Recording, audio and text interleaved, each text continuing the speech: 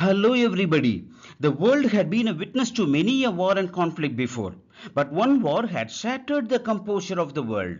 What makes it stand apart from the rest is the sheer magnitude of loss to life and property. And hardly had this world limped back to normalcy, yet a much deadlier and nastier war was thrust upon it. Little did anyone realize at that time that it was just a spillover from the previous big war. In this video, we will look at the world events that occurred between these two wars, that is, from the year 1919 to 1939, the world between two world wars. So, after watching this video, we will get to know about the post-World War I developments between the years 1919 to 1939, such as the Great Depression in America, rise of fascism and Nazism in Europe, anti-colonial struggles in Southeast Asia and India, anti-colonial movements in Africa, political developments in South America. If you like this video, then hit the like button and consider subscribing to my channel. Before the First World War, the world was mostly governed by monarchs and aristocrats. Though imperialists in nature, they were able to maintain some sort of order in this world. But this war shook the very base of that imperialism upon which their capitalist system was established. Moreover, anti-colonial struggles in the colonies further weakened the European powers, both financially as well as politically. And there was the conflict between the ruling class and the working class. The poor more and more exploited by the rich. Thus, the political and economic situation compelled the European nations to adopt a more protectionistic approach in trade and commerce. This naturally created a further imbalance in trade and finance. And countries such as Germany and Italy, who felt betrayed after the First World War, inclined towards totalitarianism. Benevolent regimes which had till then ruled these nations went to obscurity. Although America did not take part in the First World War, still it had to face the repercussions arising out of it. One of it was the Great Depression of 1929. The First World War had led to the expansion of certain industries in order to maintain a healthy supply of arms and ammunition to the war effort. However, when the war came to an end, these industries were forced to cut down or simply halt production. This naturally led to workers being sacked, and so there was discontent among the masses. Free trade disappeared. A new wave of economic nationalism, which expressed itself in the form of protectionism or through tariff barriers, affected. Subsequently, every nation in Europe came to be burdened with huge debts. Stock market crash in the US. On the 24th of October 1929, the stock markets in the United States crashed. Okay, what is a stock market and how did it crash? Imagine a person is starting a small business with a capital of a few lakh rupees. He can easily garner the necessary money and start this business. If his business requires a large capital, what will he do? He might approach his friends or relatives, collect the money and do business. That is also not a problem. What if his business requires a huge capital running into crores of rupees? To whom can he approach and get that much money? Well, here comes the stock market. A stock market is a place where shares are bought and sold. Depending upon the amount of capital required to start a business, a person issues shares for subscription in the share market. Usually, the total amount of capital required is divided into small denominations and they are issued as shares. Let's say the value of a share is rupees 10. Based upon the capital requirement, that many shares are issued. Anybody can buy those shares. Once they buy those shares, they become shareholders of that business. And so they become entitled to share the profits or loss of that business. Okay, how did the stock markets crash in the US? During the war, new industries were started and production skyrocketed to support the war effort. But when the war ended, demand decreased. So production also decreased. And profits, they also decreased, pulling with it the value of the shares. In a rush to sell those shares and redeem their money before it fell much lower, shareholders started selling their shares in haste. This panic selling by shareholders with no buyers made their shares just pieces of paper. This resulted in the stock market crash. During the war, investors had drawn heavily from banks and invested in the share markets with the aim of benefiting from the boon created by the war. After the war, banks tried to recover the loan money, but they could not. So they became bankrupt or they became penniless. In order to mitigate the sudden downfall, banks in America tried to recall their own funds and loans invested abroad, especially in Europe. This kick-started a chain reaction, what we call breakdown of the international system of exchange.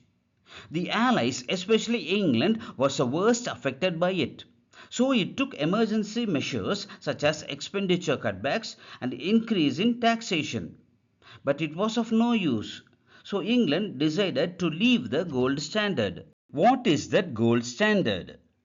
It is a monetary system followed by some countries in which the value of that country's currency is directly linked to the value of gold, whose value increases or decreases with demand. So, a country that uses the gold standard sets a price for gold and it buys or sells gold at that price. So, the strength of a country is closely linked with the amount of gold it fetches from the market. A strong currency fetches more gold and vice versa. Following the example of Great Britain, other countries too adopted a policy of protectionism. These defensive measures, adopted by various nations to safeguard their economic interests, led to an unprecedented decline in world economic activity. Economists call it the Great Depression. The Great Depression changed the political condition in several countries. In Europe, it gave rise to Nazism and Fascism. What is this Nazism and Fascism? Well, they are ideologies. Political parties who follow ideologies that lay emphasis on authority, hierarchy, order, duty, tradition, nationalism, etc., are called right wing parties. And the governments they form are usually authoritarian governments. In Italy, it is called fascism, and in Germany, it is called Nazism. Political parties who embrace freedom, equality, fraternity, progress, reforms, internationalism, etc., are called left wing parties, and the governments they form are generally benevolent governments. So, in any country, the political parties can be easily grouped into two blocks. Though ideologies differ, political parties are formed having one common interest in mind: national interest. So, objective remains the same, only their approach is different.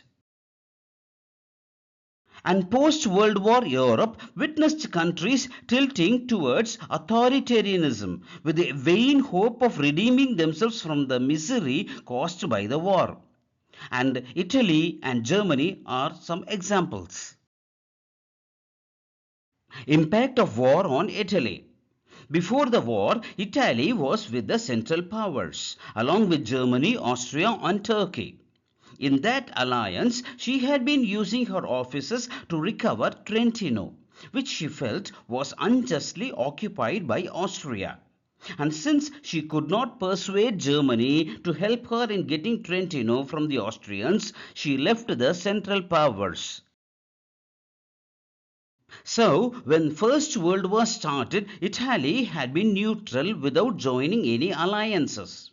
In April of 1915, by the Secret Treaty of London, it signed with the Allies, that is France, Britain and Russia, Italy was given explicit assurance that the territory claimed by her in the northeast would be restored to her.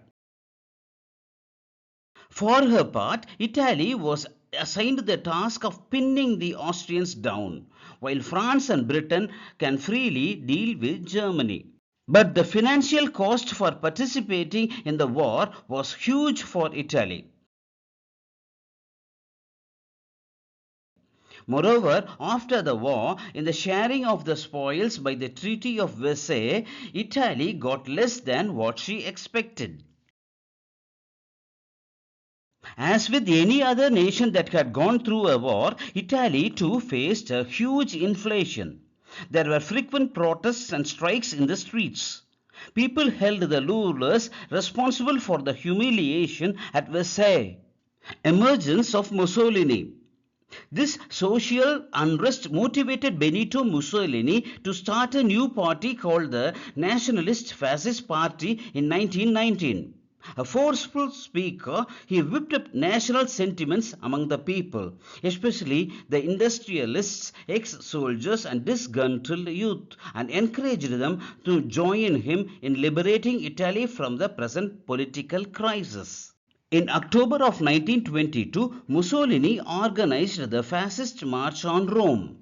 Greatly impressed by his show of strength, King Victor Emmanuel II invited Mussolini to form a government.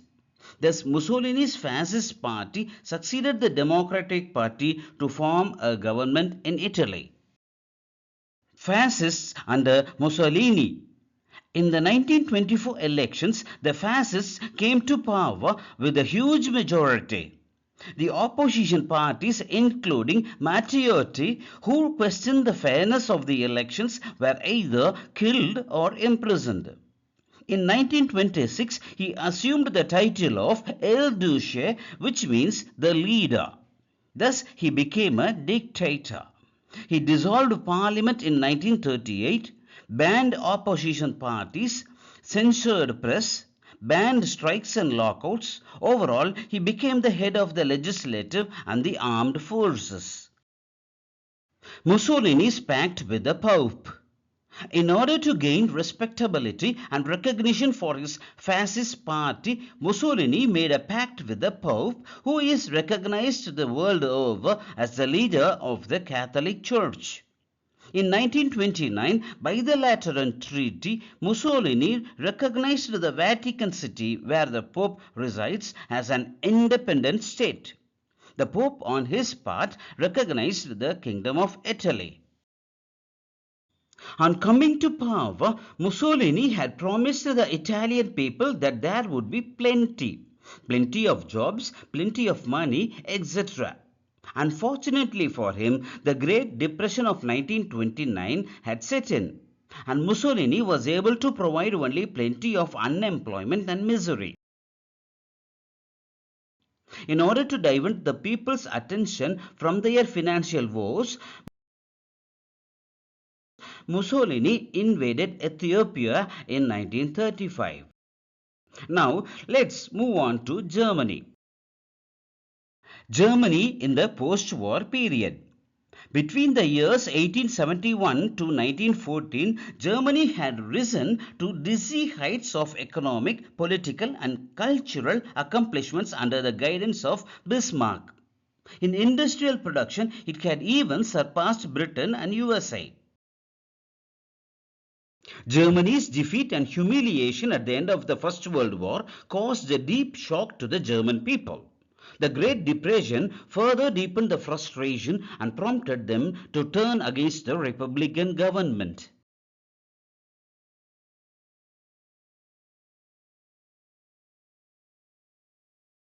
Evolution of German Fascism. The origin of German fascism goes back to 1919, when a group of 7 men met in Munich and founded the National Socialist German Workers' Party, abbreviated as Nazi Party. One of them was Adolf Hitler. A gifted speaker, in 1929 he tried to capture power in Bavaria, which was a province in Germany. Hitler was arrested, and growing popularity of communism further helped Hitler usurp power in Germany. The 1932 presidential elections led to a ministerial crisis in Germany, prompting President von Hindenburg to designate Hitler as Chancellor in 1933. The Nazi state of Hitler, known as the Third Reich, brought an end to parliamentary democracy in Germany. Third Reich. What is it and what does it imply? Well, Reich in general term refers to empire or realm. Hitler in his propaganda claimed that his rule, which commenced in 1933, marked the beginning of the Third Reich. Also, he was convinced that his Nazi Germany is the successor to the early Roman Empire of 800 AD to 806 AD and the German Empire of 1871 to 1918. Sadly for Hitler, his Third Reich ceased to exist after his death in 1945. Hitler replaced the flag of Weimar Republic by the swastika banners of National Socialism. Germany was converted into a highly centralized state. All political parties except the Nazi Party was declared illegal. The army of brown shirts and jackbooted stormtroopers was expanded. The Hitler Youth was created. Trade unions were abolished, strikes declared illegal, wages were fixed by the government. The Nazi Party controlled the education, media, etc. Its propaganda was led by Joseph Goebbels. The feared Gestapo or the secret state police was led by Himmler. Defiance of the Treaty of Versailles. In 1934, when Chancellor Hindenburg died, Hitler became president and commander of the armed forces. As promised in his autobiography, Mein Kampf, he deliberately breached the Treaty of Versailles. He did this by first increasing the number of armed forces and invading Rhineland, then accepted by all as a demilitarized zone. Soon, German forces marched into Czechoslovakia and Austria. In 1939, Hitler invaded Poland. Now the world woke up to a new war, the Second World War. One significant aspect of Hitler's Nazi Germany was their treatment meted out to the Jews. Who are these Jews and why did Hitler detest them so much? Jews are a sect of people who have their ancestry in the Middle East, and more exactly, Jerusalem. Chased away by the Muslims, they spread across the globe, earning a reputation as shrewd money lenders and merchants. Naturally, they were hated by the local population. And Hitler used the sentiments of his people and blamed the Jews for Germany's defeat in the First World War. And it was partly true because, as financiers, the Jews helped the Allies in their war effort. So, as soon as Hitler came to power in 1933, he put them in concentration camps, tortured them, and sent them to gas chambers and annihilated them. And by the end of the war in 1945, some 60 lakh Jews were wiped out from the face of the earth. Now we will see about the anti-colonial movements and decolonization process in Asia. But before that, we must understand what colonization stands for. The beginning of colonization is often traced to the age of discovery, which is the 15th century.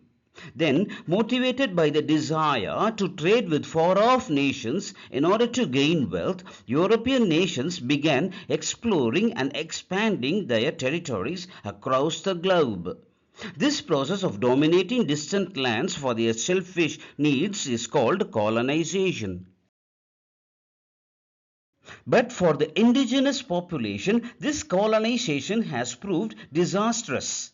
Displacement, disease, and cultural interventions ruined their society. So they decided to chase the foreign rulers. Their fight against the colonial rule is referred to as Anti-Colonial movement.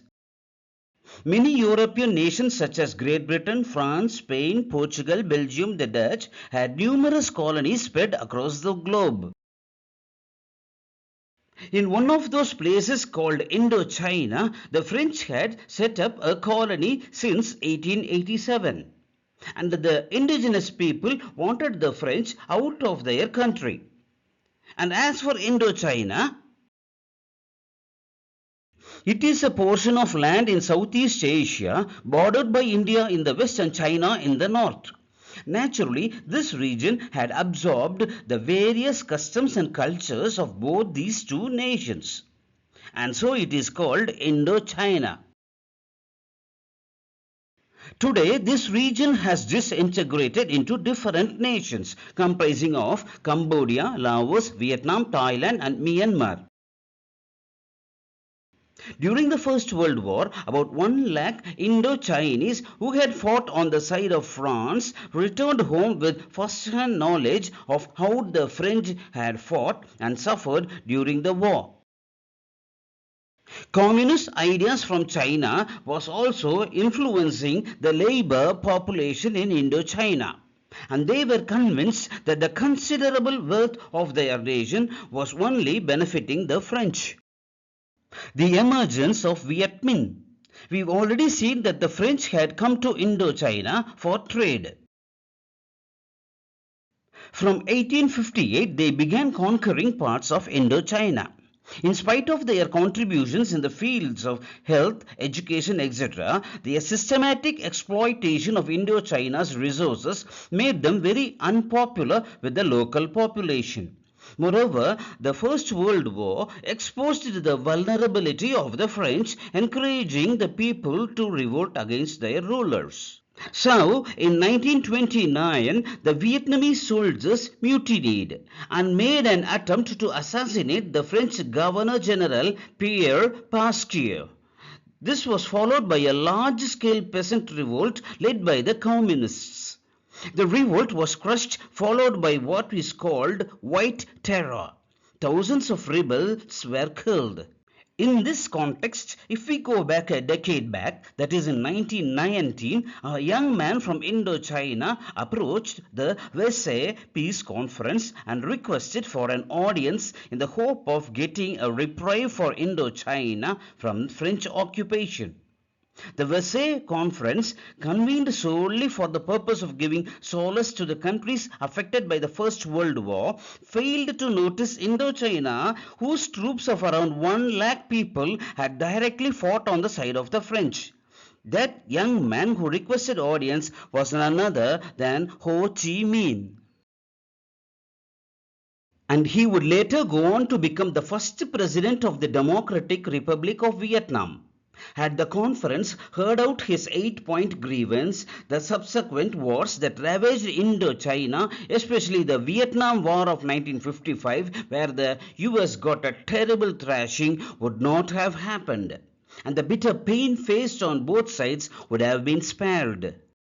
So, rejected by the Versailles Peace Conference, Ho Chi Minh turned to socialism for solace, went to Russia, imbibed the doctrine. In 1921, he started the French Communist Party in Vietnam. And in 1941, started the Viet Minh, or the League for the Independence of Vietnam. These elements of the Viet Minh will later join hands with Viet Cong in chasing away the Americans from their country. Next, we will see how India fared during the aftermath of the First World War. Decolonization in India. About the same time and the same way as in Indochina, India was colonized by the English, who dominated the economic and political spectrum of life. And the need for reforms under British rule emerged not until the 18th century with the formation of the Indian National Congress. Besides the other parlays, one movement that kick-started the anti-colonial sentiment is the Swadeshi movement of 1905.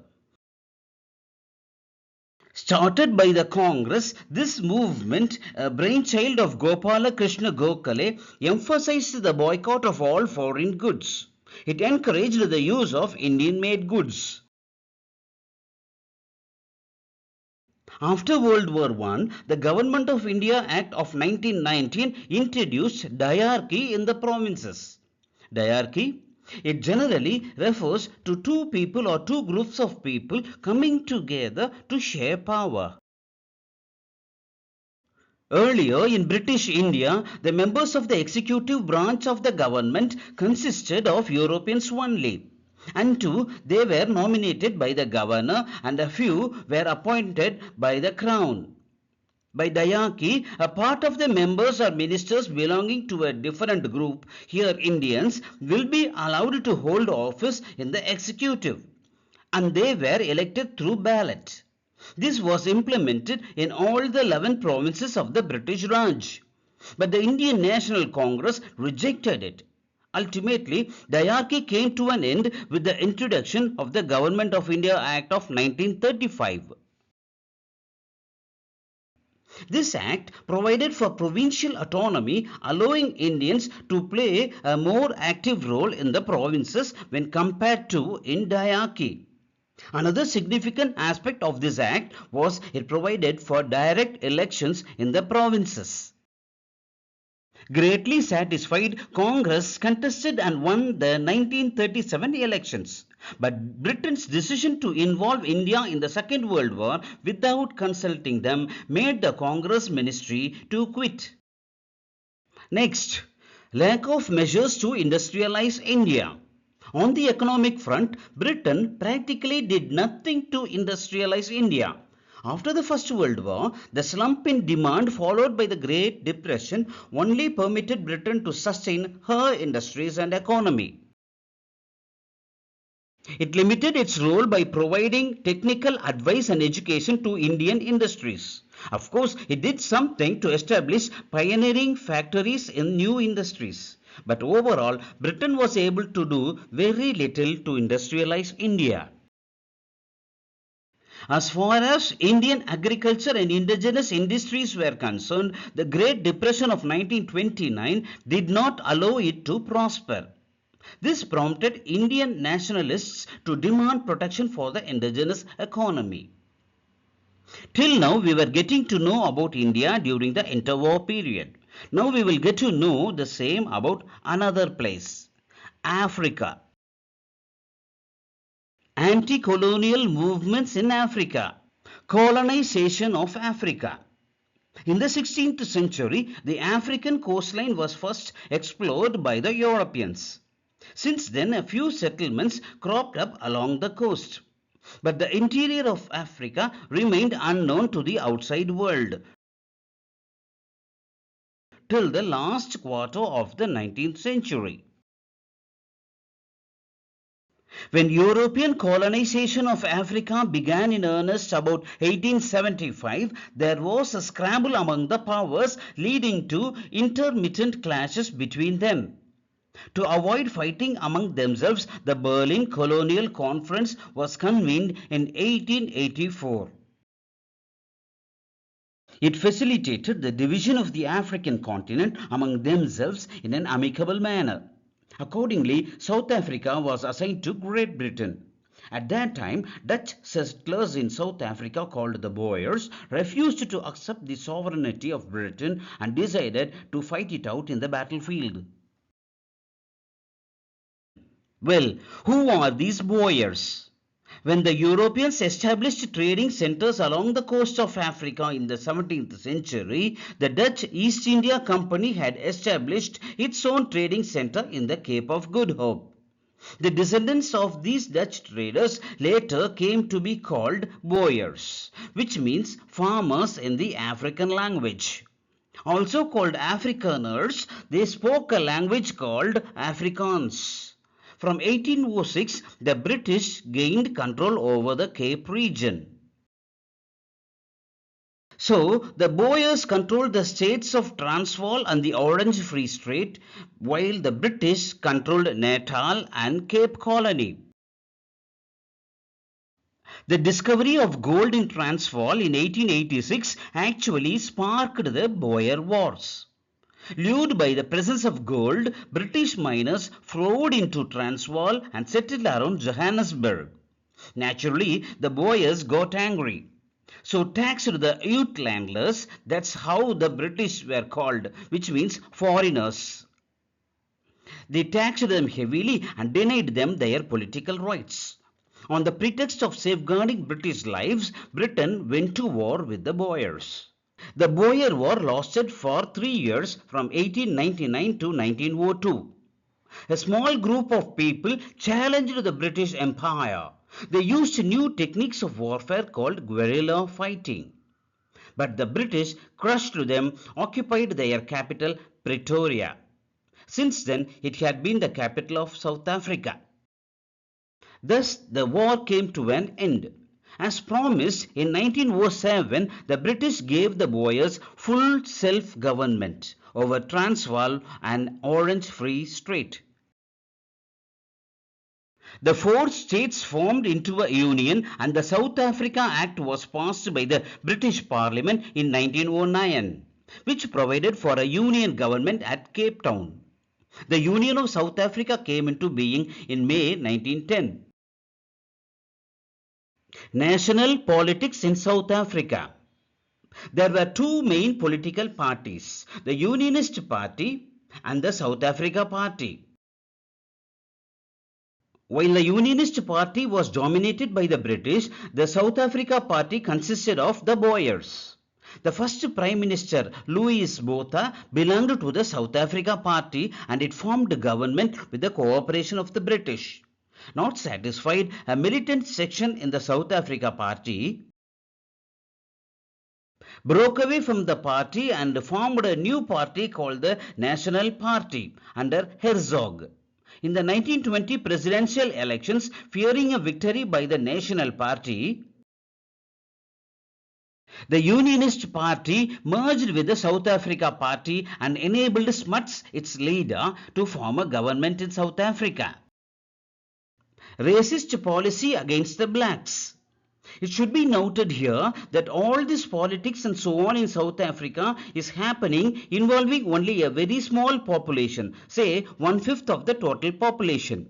Whereas the remaining 80% who consisted of the native black Africans and the colored people had no say in the governing of their country. Moreover, the ruling Afrikaners pursued a harsher racist policy towards them when compared to the British. For example, an act of 1923 had segregated black and white farmers. In 1923, an act was passed which confined the native residents to a certain parts of towns. They simply could not wander about freely in their own country. In the Cape Province, the voting rights to blacks was abolished. They could acquire land only in a few places. The rest of the country was off limits to them. Another act of 1924 prevented blacks from striking work and from joining trade unions. Everything from schools, colleges, hospitals, playgrounds, hotels, etc. were segregated such that blacks could never mingle with the whites. This policy of keeping the black and colored population from the whites is called apartheid, which means separateness. It is against this policy that Mr. Nelson Mandela fought a successful battle that in 1990 apartheid was dismantled and he became the South Africa's first black president.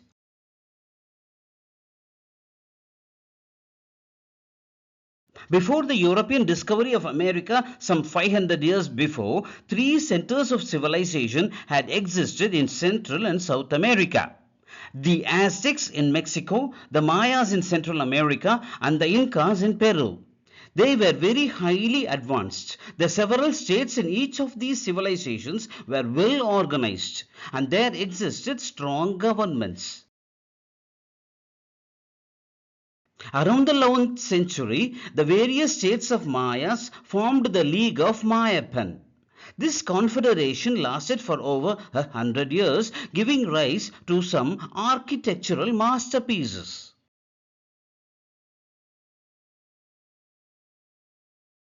In the 14th century, the Aztecs defeated the Mayas and ruled the empire for some 200 years. It was at the height of their power the Europeans came to America.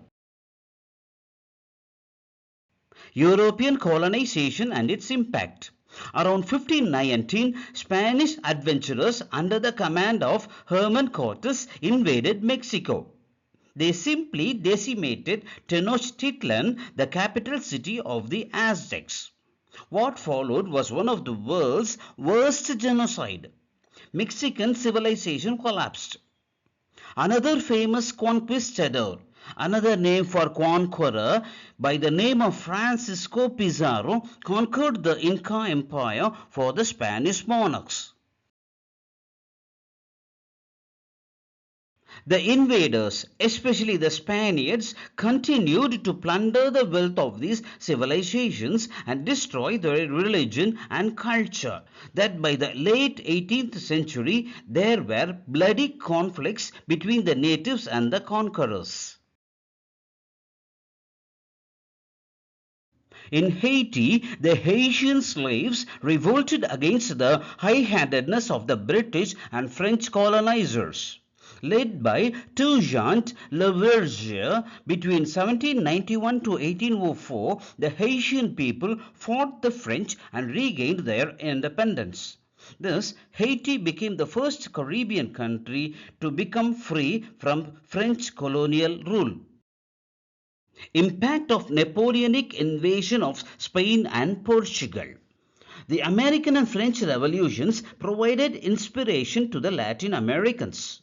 The Napoleonic invasion of Spain and Portugal in 1808 quickened the process of liberation struggle in South America. Already, the spirit of independence was growing under the leadership of Simon Bolívar, who was also called El Liberator or the Liberator. Venezuela, Colombia, Peru, Bolivia gained independence from the colonists. In the case of Brazil, when Napoleon Bonaparte of France invaded Portugal, the royal family fled Lisbon to avoid being captured by the French. Meanwhile, in Brazil, Pedro I, who was governing it, declared independence for Brazil and rather than claiming the throne of Portugal, chose to stay in Brazil as its first emperor. Seizing this opportunity, President of the United States, Monroe, came up with a plan to assist his Latin American neighbors. The Monroe Doctrine, which declared that if Europeans interfered anywhere in America, north or south, it would amount to waging a war against the United States. This threat frightened the European powers. By 1830, the whole of South America was free from European domination. US imperial interests. At the dawn of the 20th century, USA felt the need for intervention in Latin American nations in order to protect them and safeguard their sovereignty. Such that when Spain refused to vacate Cuba and Puerto Rico, and when the European nations such as Britain, France and Germany blockaded Venezuela over non-payment of debts, USA intervened and solved the issues. Such issues forced Theodore Roosevelt to amend the Monroe Doctrine. In 1904, the amendment authorized US intervention in Latin America in order to maintain order. Actually, there were two US presidents with the name Roosevelt. The one we are now speaking is the Theodore Roosevelt. This was for your kind information.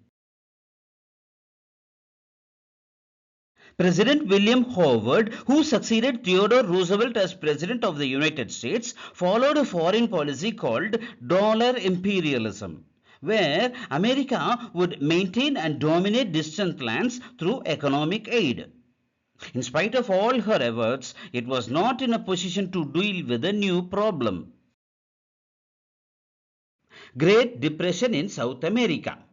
While the Great Depression of 1929 was causing havoc in the United States, the Latin American countries who have had such close ties with the US economy were not spared the onslaught. The oligarchic regimes had to face violent social protests and demonstrations. So Latin America protested against American presence and intervention. So, Franklin D. Roosevelt propounded a new change in policy called the Good Neighbor Policy. By this, the US would not intervene in the internal affairs of any state, and any assistance to Latin America would only be purely economical and technical.